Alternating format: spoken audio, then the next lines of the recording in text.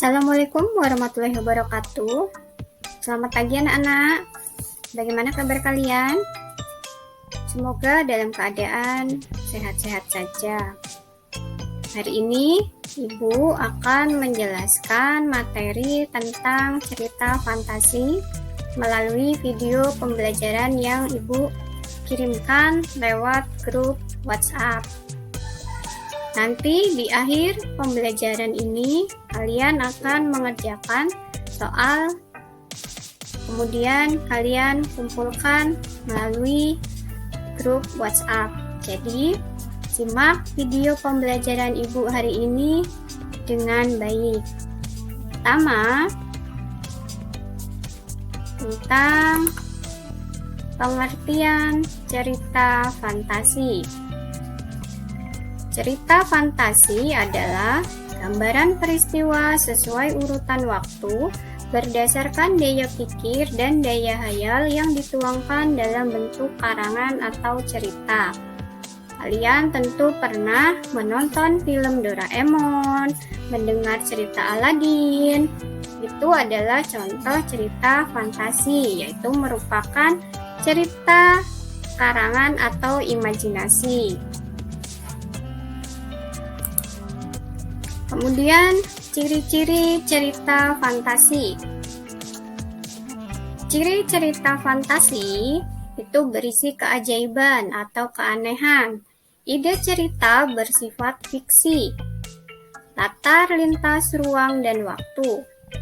Tokoh unik atau memiliki kesaktian.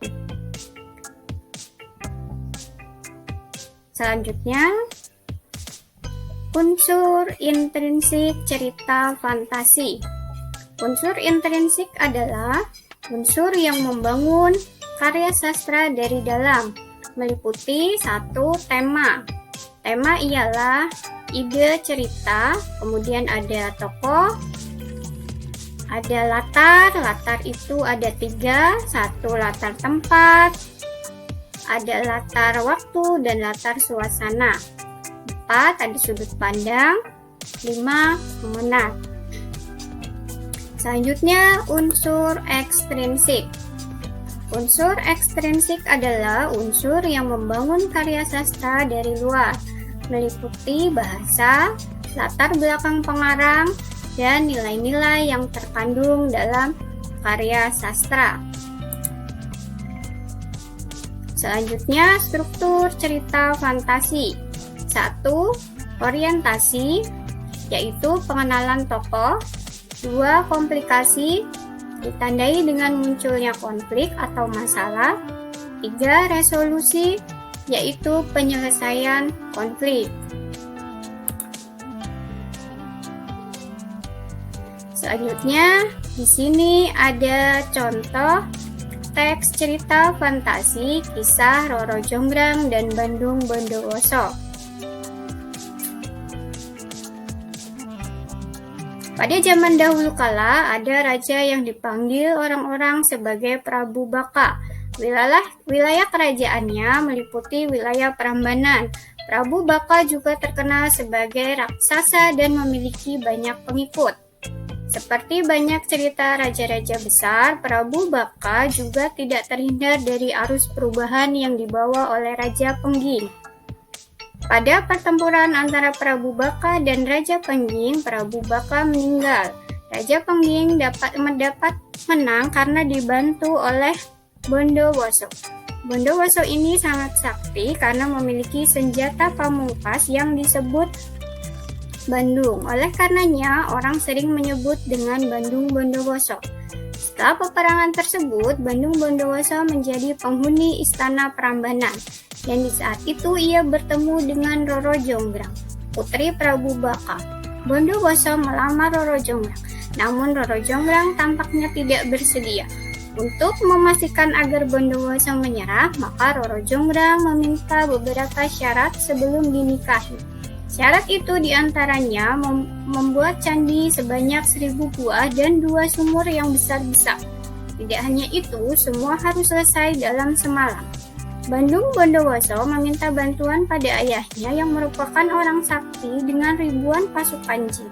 Mereka sangat cepat bekerja dan hampir menyelesaikan tugas saat tengah malam. Saat itu tinggal 5 candi tersisa. Roro Jonggrang pun panik. Dia lalu meminta seluruh dayang-dayangnya untuk menumbuk lesung padi, membangunkan ayam agar berkokok, dan menyebar wangi bunga. Jin-jin yang pada dasarnya takut dengan cahaya matahari mengira bahwa subuh sudah datang, dan meski tersisa 1 candi, mereka pun kabur. Bandung Bondowoso sadar bahwa yang dia usahakan gagal, maka dia mengutuk para dayang tadi agar tidak menikah seumur hidup. Roro Jonggrang sendiri dikutuk menjadi arca batu yang sekarang bisa dijumpai di Candi Roro Jonggrang. Sedangkan candi tadi disebut Candi Seribu. Itulah contoh teks cerita fantasi tentang kisah Roro Jonggrang dan Bandung Bondowoso. Dari cerita fantasi tersebut, unsur intrinsiknya 1. Tema. Unsur intrinsiknya bertema kerajaan. 2. Tokohnya ada Roro Jonggrang dan Bandung Bondowoso.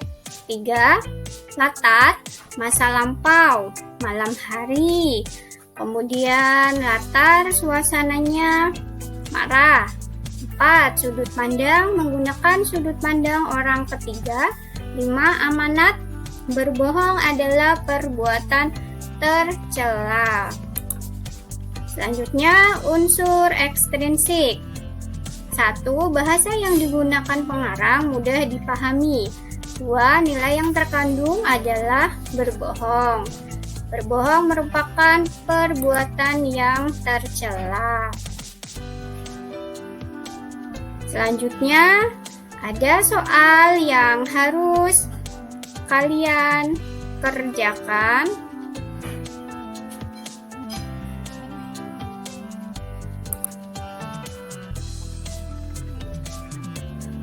Ada 5 soal. 1. Apa yang dimaksud dengan cerita fantasi? 2. Sebutkan ciri-ciri cerita fantasi. 3. Sebutkan unsur-unsur intrinsik cerita fantasi. 4. Sebutkan unsur-unsur ekstrinsik cerita fantasi. 5. Sebutkan struktur cerita fantasi. Silakan kalian kerjakan soal di buku latihan, kemudian kirimkan dalam WhatsApp grup ke Ibu. Sekian video pembelajaran dari Ibu untuk materi teks cerita narasi atau cerita fantasi. Ibu akhiri, wassalamualaikum warahmatullahi wabarakatuh.